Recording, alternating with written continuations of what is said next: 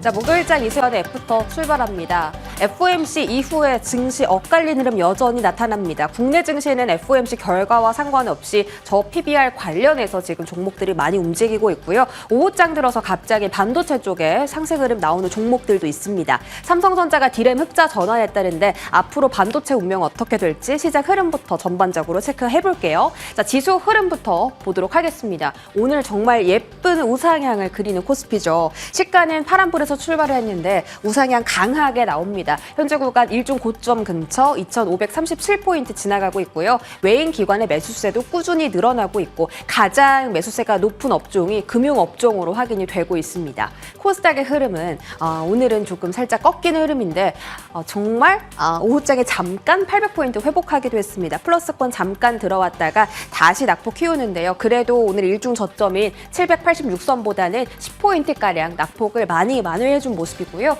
외국인 순매수가 오후장 들어서 조금씩 더 확대되고 있습니다. 자, FOMC 관전 포인트 하나 체크를 해볼게요. 일단 1월 금리는 동결을 했습니다. 3월 금리 인하설은 긴축을 조금 더 할 필요가 있겠다. 조금 더 지켜봐야 한다라는 연준의 이야기가 나오면서 파월 의장이 생각보다는 덜 비둘기적이었다라는 평가를 받았습니다.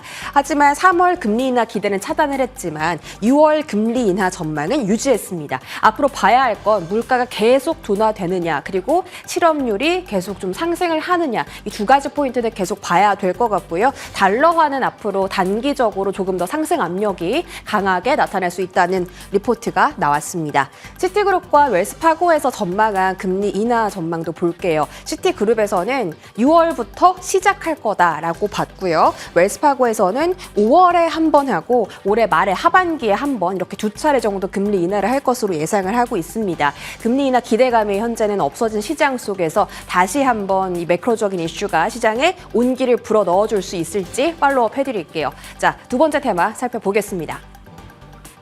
저 PBR 관련주가 오늘 또 다시 한번 뜹니다. 사실 오늘 주목받은 건 아니죠. 어제 시장이 안 좋았을 때도 올라가는 종목은 계속 올라갔습니다. 1월 17일 날 저 PBR 관련주 기업 밸류업 프로그램 이야기가 처음 언급이 되었고요. 오늘 최상목 기재부 장관이 이달 중에 조금 더 구체적으로 이 사안을 더 확장하겠다, 발표하겠다라고 이야기를 했습니다. 거기다가 뭐 금융소득 투자소득세 폐지를 한다던가 개인 투자자를 위해서 세제 지원을 확대한다든가 자사주 제도를 개선하고 불법 공매도를 근절하고 정말 여러 가지 이야기가 오늘 많이 나왔는데요. 저 PBR 관련주 그냥 사면 안 되고 옥석 가리기가 필요하다는 증권가의 경고가 켜졌습니다. 일단 실적과 주주 환원이 가능하냐라는 그 바탕이 돼야 된다는 거죠. 무조건 PBR이 낮다고 해서 사면 안 된다라고 지난 시간에도 애프터 시간에 전해드렸는데 돈이 많아서 유보율이 많아서 주주 환원 가능성이 높은 기업들을 앞으로는 채택을 해야 되고 그런 기업들이 더 살아남을 거다라는 이야기가 지금은 평가적으로 지배적으로 나타나고 있습니다. 말씀드렸다시피 높은 자산 유보율 그리고 재무 건정성 그리고 지금 아예 그 저 PBR 자체를 테마로 보고 있다라는 이야기도 좀 흘러나오고 있기 때문에 이게 투자 심리가 계속 유지가 되고 수급도 유지가 되려면 세부안이 빨리 나오고 지금 시장 흐름을 조금 더 지켜봐야 한다는 이야기 나오고 있습니다. 다음 화면 볼게요. 자, 어제는 기아가 현대차를 제쳤는데 오늘은 다시 현대차가 왕좌의 자리를 잡았습니다. 그런데 사실 시가총액 차이는 그렇게 크게 나지 않아요. 작년만 하더라도 현대차가 35조 원, 기아가 27조 원이었는데 지금은 단 1조 원 차이밖에 나지 않는 상황이죠. 오늘 현대차의 주가가 상당히 많이 오릅니다. 그런데 기아가 이렇게 큰 폭의 상승률을 기록할 수 있었던 건 주주 환원 정책이 현대차보다 더 강했기 때문이죠. 시가 배당률도 더 높고요. 자사주 매입도 기아가 조금 더 높습니다. 자사주 소각 계획에 대해서는 현대차가 작년과 같은 포지션을 유지한 반면에 기아는 상반기 내 50% 소각을 하고 만약에 가이던스보다 조금 더 실적이 잘 나온다면 추가로 50%를 소각을 하면서 소각 100%를 거의 하겠다. 이런 주주 환원 정책이 나오면서 주주들이 환호를 했습니다. 그래서 어제 기아 주가가 강했고요. 현대차와 기아가 그 업황의 특성상 실적을 막 가파르게 올릴 수는 없지만 주주 환원 정책 그리고 배당이 높다 보니까 지금 가장 연기금 순매수도 많이 들어오고 또 앞으로 저 PBR 쪽으로 더 주목을 받을 수 있다는 그런 평가가 많이 나오고 있습니다. 앞으로 좀 더 상승할 수 있는지 보고요. 기아 같은 경우 오늘 52주 신고가를 기록하기도 했습니다. 다음 화면 볼게요. 자, 손보사, 생명사, 증권사, 은행사가 저PBR 섹터 안에서 가장 집중을 많이 받는 업종입니다. 왜냐하면 돈이 많기 때문이죠. 그만큼 주주 환원 정책 가능성이 높고 자사주 소각 가능성도 높은 쪽이기 때문에 집중을 받는 건데요. 실적 자체는 뭐 그렇게 좋진 않은데 그래도 회복이 되는 추세입니다. 생명보험 안에서는 삼성생명, 하나생명, 동양생명 이렇게 3사의 평균 실적이고요. 손해보험사 중에서는 삼성화재, 현대해상, DB손해보험, 하나손해보험 이렇게 4사의 평균치를 측정을 했습니다.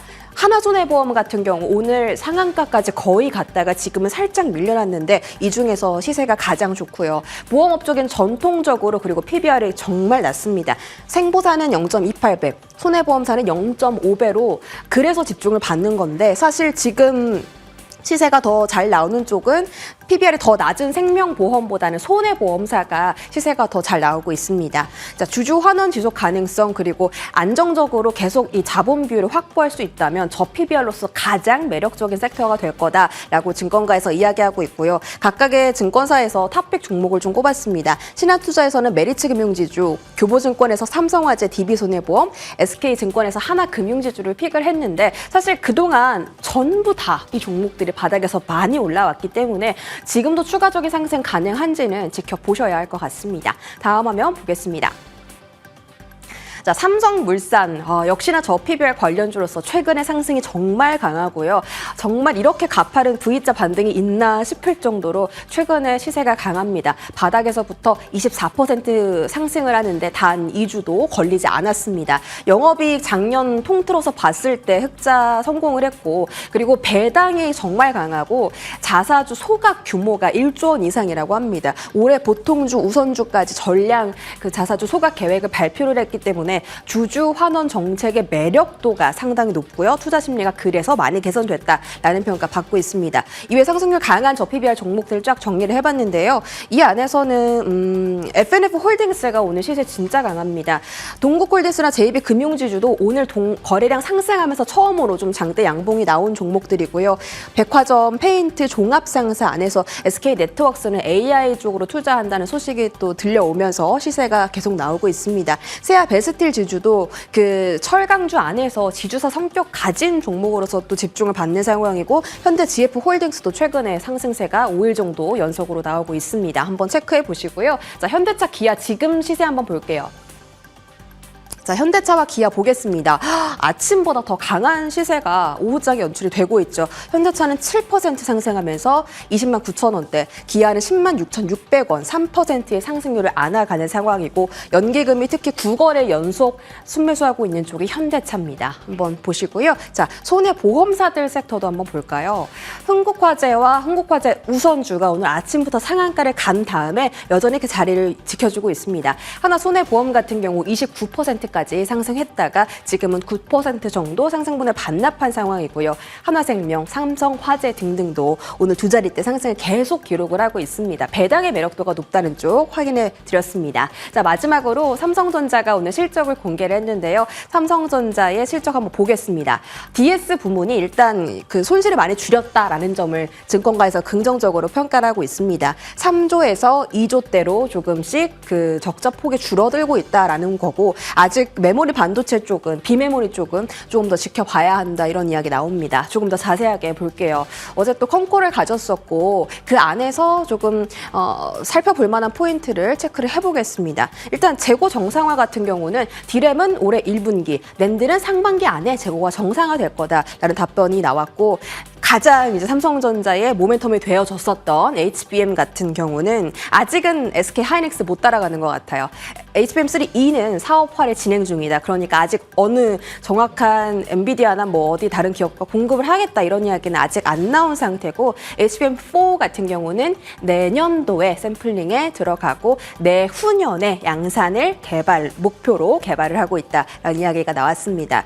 2025년 내년 실적 개선이 얼마나 나타나냐 이 부분이 상당히 중요하게 작용을 하고 지금 모든 투자자들이 반도체 업황 좋아지는 거 알고 있잖아요. 그래서 실적이 개선된다라는 것보다 실적이 얼마나 빠르게 개선되냐가 관전 포인트가 될 거라고 합니다. 삼성전자 목표 주가 95,000원, 유진투자증권에서 91,000원 제시했으니까요. 체크해 보시고요. 자, 지금 혹시 삼성전자 어떤 시세인지 보도록 하겠습니다. 삼성전자가 1월 2일 딱 그러니까 올해 증시가 시작하고서 8만 원 목전까지 갔다가 아쉽게 꺾여 내려갔습니다. 그런데 이제 보시면 7만 원대는 이탈을 하지 않았거든요. 일단 이런 7만 원이라는 투자 지지선을 앞두고 다시 올라갔다가 지금은 횡보하는 구간입니다. 삼성전자가 실적 모멘텀을 안고 다시 상승할 수 있을지 지켜보도록 하시고요. 최근에 5일선은 잘 지켜주고 있습니다. 자, 브리핑 여기까지 전해드렸습니다.